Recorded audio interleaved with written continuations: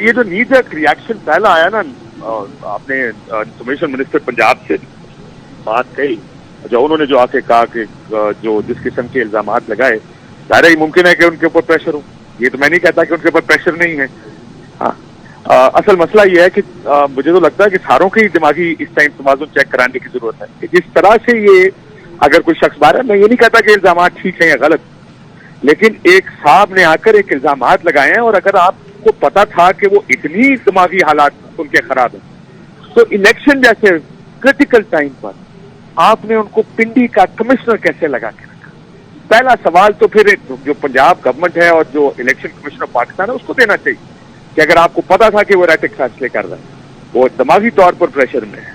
آپ نے ان کو کمشنر پنڈی لگا کے کیوں رکھا؟ کتنا آسان ہے باہر آ کے کہنا جناب ان کا دماغی توازن ٹھیک، اور کتنی جلدی یہ فیصلے سنا دیے دونوں نے آ کے. میں یہ